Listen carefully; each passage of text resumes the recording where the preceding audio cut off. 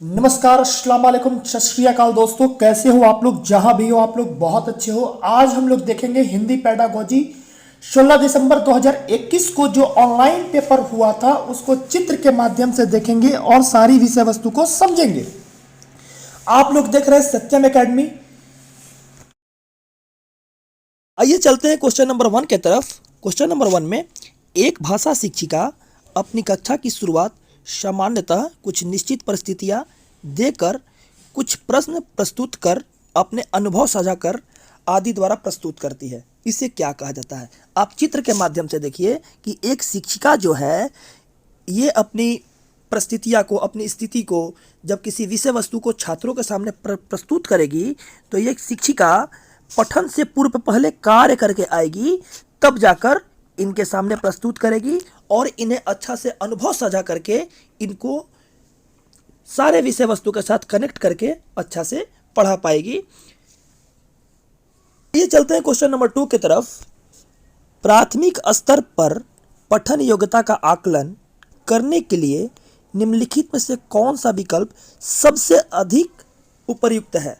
पहला ऑप्शन कहता है वर्णमाला की पहचान करना। वर्णमाला की पहचान करना भाषा कौशल करने का आकलन में नहीं आता है। विराम चिन्हों का ज्ञान, विराम चिन्हों का ज्ञान व्याकरण से संबंधित है, ये भी नहीं आता है। पाठ को समझना, पाठ को समझेंगे तो भाव ग्रहण करेंगे, अर्थ ग्रहण करेंगे, पढ़कर अन्य विषय वस्तु का बोध भी कर सकते हैं, तो ये चीज़ सही आया। चौथा है पठन में प्रवाह। पठन में प्रवाह अथवा द्रुत गति से पढ़ना मौन पठन का अंतिम चरण है। उच्चारण की शुद्धता मौखिक अभिव्यक्ति से संबंधित है, तो ऑप्शन नंबर 3 राइट आंसर होगा। आइए चलते हैं क्वेश्चन नंबर 3 की तरफ। संप्रेषीय भाषा का शिक्षक में प्रमुख रूप से ध्यान दिया जाता है। पहला ऑप्शन है शिक्षार्थियों को सहज वक्ता के रूप में बोलने के लिए प्रोत्साहित करना। सहज वक्ता हमेशा शिक्षक होते हैं, बोलते हैं, विद्यार्थी नहीं बोलते हैं, यह निगेटिव शब्द है। जहां बात होती है लक्ष्य भाषा की वो निगेटिव हो जाती है। शिक्षार्थियों को संप्रेषीय दक्षता प्रदान करने पर, जहां बात होता है शिक्षार्थियों के संप्रेषीय दक्षता प्रदान करने पर, तो एक बच्चा अगर मौखिक रूप से बोलता है और एक बच्चा सुनता है तो साथ साथ में मौखिक के साथ साथ श्रवण कौशल का भी विकास होता है। तो ऑप्शन नंबर 3 सही होगा, क्योंकि जब विद्यार्थी चित्र के माध्यम से देखिए किसी विषय वस्तु के बारे में चर्चा करते हैं और जब चर्चा करेंगे तो एक विद्यार्थी दूसरे विद्यार्थी से अपनी विषय वस्तु, अपनी गतिविधि के बारे में बताएगा, अर्थात अपना मौखिक कौशल को दर्शाएगा, और जो दूसरे विद्यार्थी सुनते हैं जिस बात को, वो अपने श्रवण कौशल को विकसित करेगा और साथ साथ संप्रेषी भाषा का सदुपयोग करेगा। ध्यान रहे, विद्यार्थी अपनी मातृभाषा में बात करने के लिए जो मातृभाषा होती है वह संप्रेषीय भाषा में नहीं आती है, क्योंकि स्कूल का जो भाषा होता है वो संप्रेषीय भाषा में उपयोग करके एक भाषा को दूसरे भाषा में आदान प्रदान करता है। चौथा नंबर ऑप्शन है अभ्यर्थी एवं प्रयोग के द्वारा उच्चारण पर। जहां बात हो जाएगी उच्चारण पर, तहां पर निगेटिव शब्द है। क्वेश्चन नंबर 4 की तरफ। वह विधि जो शारीरिक क्रिया एवं भाषा के समन्वय पर आधारित है उसे क्या कहते हैं? उसे पूर्ण शारीरिक प्रतिक्रिया कहते हैं। पूर्ण शारीरिक प्रतिक्रिया TRP एक भाषा शिक्षण विधि जेम्स अशेर द्वारा दिया गया, एक मनोवैज्ञानिक के द्वारा दिया गया यह स्वरूप है। यह शारीरिक गति पर आधारित होती है। यह विधि बोधगम उपागम का एक उदाहरण है। यह विधि सुनना और प्रतिक्रिया देना दो उद्देश्यों की पूर्ति करता है। जो भाषा हम लोग सीखते हैं उसमें हम लोग अर्थ को भी पहचानने में यह विधि साधन और मदद करती है। आइए चलते हैं क्वेश्चन नंबर 5 की तरफ। बुनियादी साक्षरता एवं संख्या ज्ञान की पूर्व अपेक्षित शर्तें क्या हैं? पहला ऑप्शन है सुनना, बोलना एवं अंक गणित। दूसरा ऑप्शन है पढ़ना, लिखना एवं अंकों के साथ मूल्य सक्रिय। तीसरा ऑप्शन है लिखना, पढ़ना एवं पर्यावरण अध्ययन। चौथा ऑप्शन है पढ़ना, लिखना एवं अंकों के साथ खेलना। तो नेशनल एजुकेशन पॉलिसी 2020 की जब पहली शिक्षा नीति आई थी उस समय हमारा जो स्वरूप था शिक्षा नीति का उद्देश्य हमारे देश के कई बढ़ती विकासात्मक अनिवार्यताओं के साथ संबोधित करना था। यह नीति 21वीं सदी की आकांक्षात्मक लक्ष्य के अनुरूप प्रणाली बनाने के लिए विनिमय और शासन सहित शिक्षा संरचना के सभी पहलुओं को संशोधन कर उसमें सुधार प्रस्तुत करना था।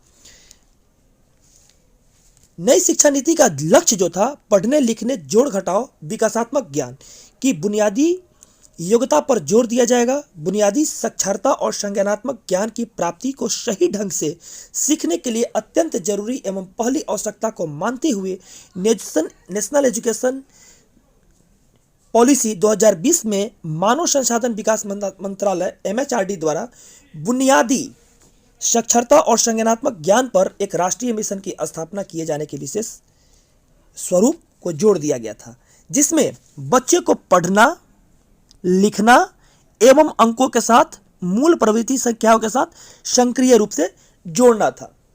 क्योंकि बच्चे अपने दैनिक दिनचर्या से जब तक जोड़कर रियल लाइफ से नहीं पढ़ेंगे तो बच्चे एक स्वरूप को नहीं अच्छे से सीख पाएंगे। तो यह एक पॉजिटिव शब्द है और जहां एव आ जाता है उसको जोड़ने का काम करता है और जोड़कर ही बच्चों को आगे बढ़ाना है और हमेशा निगेटिव पॉजिटिव देखते हुए आगे बढ़ना है। आइए चलते हैं क्वेश्चन नंबर 6 की तरफ। शिक्षार्थियों को व्याकरण सीखने में सहायता करने के लिए हमारे द्वारा डिजाइन किए गए कार्य के संबंध में निम्नलिखित में से कौन सा विकल्प उपयुक्त है? वह कार्य जो अर्थपूर्ण होना चाहिए, बिल्कुल सही। वह सबसे अधिक जानकारी देने वाला होना चाहिए, सबसे अधिक निगेटिव शब्द होता है।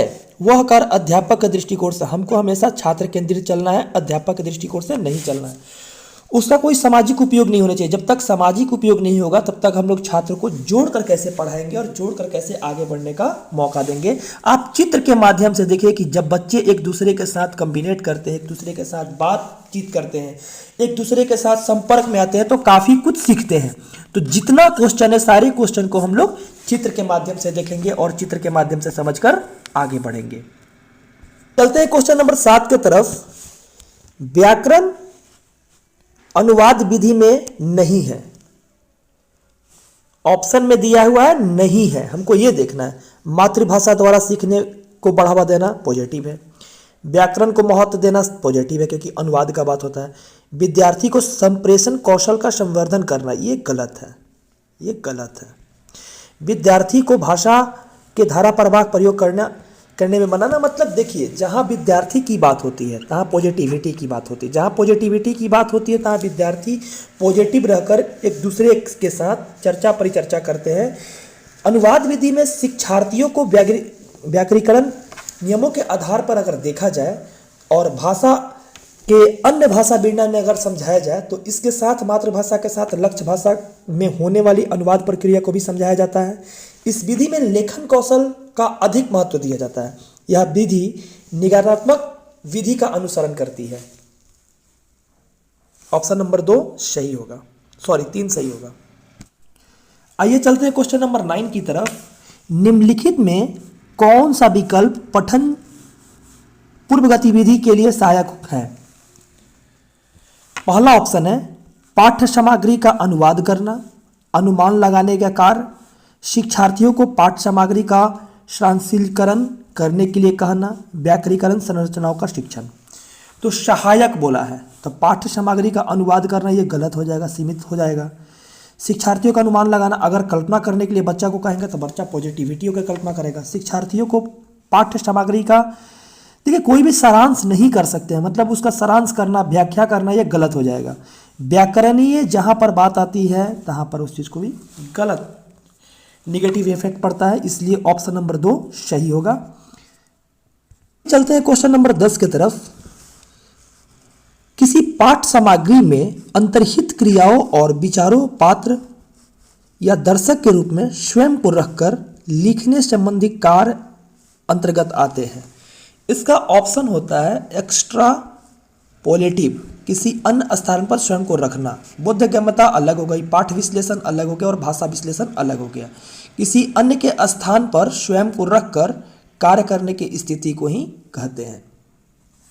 ये चलते हैं क्वेश्चन नंबर 11 की तरफ।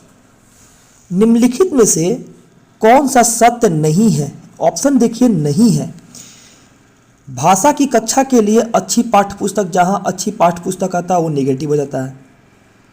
सांस्कृतिक स्वरूप में बोझिल जो हो गया वो निगेटिव हो गया। तो यहाँ पे दो शब्द निगेटिव नजर आ रहे हैं। एक अच्छी पाठ विषय वस्तु सभी व्याकरणीय संरचना शामिल होना चाहिए। ये एक जीवन का पाठ है, व्याकरणीय पढ़ना और सारा चीज शामिल करके बच्चों को समझाना, ये पाठ है। और भाषा कक्षा के लिए अच्छी पाठ्य पुस्तक सामग्री विद्यार्थियों के लिए प्रासंगिक और रुचिकर हो। हाँ, रुचिकर होता है तो बच्चा इंटरेस्ट लेकर पढ़ता है। एक अच्छी पाठ्य सामग्री वह है जो अच्छी खासी लंबी हो। देखिए यहां पर जो पाठ्य सामग्री अच्छी खासी लंबी है, लेकिन इससे ज्यादा निगेटिविटी होता है बोझिल।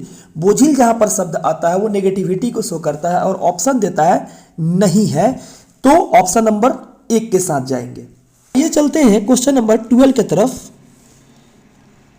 भाषा कक्षा में काव्य है वैसे ही पढ़ाना चाहिए जैसे गद्य पढ़ाया जाता है। वैसे ही निगेटिव जा रहा है।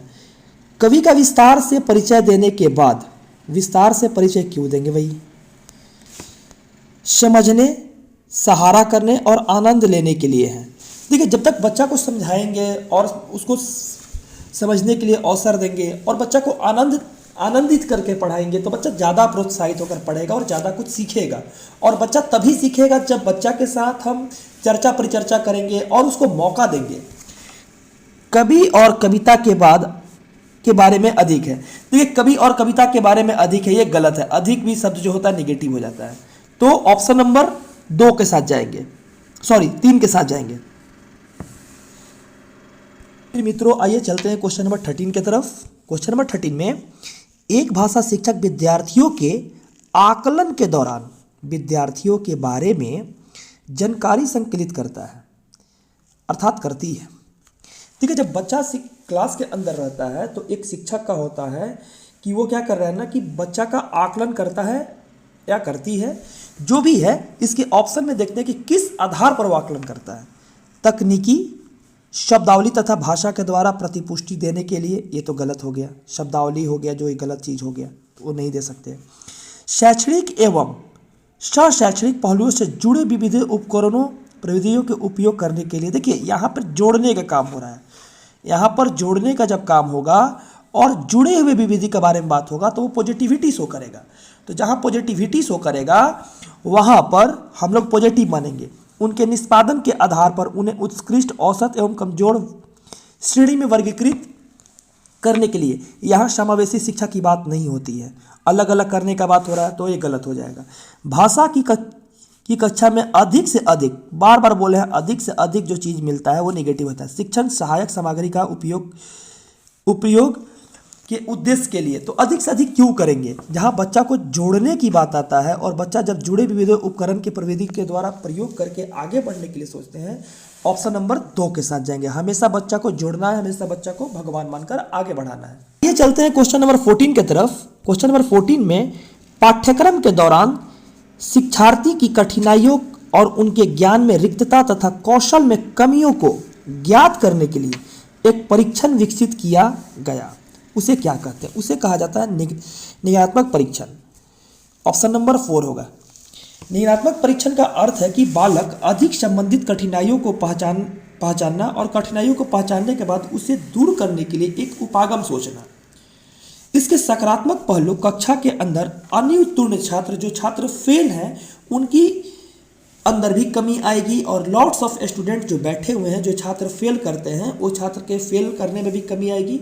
और इसके माध्यम से बच्चे को ज़्यादा से ज़्यादा सकारात्मक पहलू से जोड़कर उन्हें आगे बढ़ाना। इससे छात्रों की कमजोरी को पता लगाया जा सकेगा कि छात्र क्यों कमजोर है, क्यों पढ़ने में उनको प्रॉब्लम हो रही है, क्या क्या तकलीफ उनको आ रही है, इससे पता लगाकर उसको दूर किया जाएगा। व्याख्या की जहां बात आ जाती है गलत। उसके सामाजिक कार्यों का वर्णन करना चाहिए। बच्चे को सामाजिक कार्य से क्या मतलब है? उनको तो जोड़कर, उनको तो मार्गदर्शन देना है और उनको हमेशा भगवान मानकर चलना है। ऑप्शन नंबर 2 सही होगा।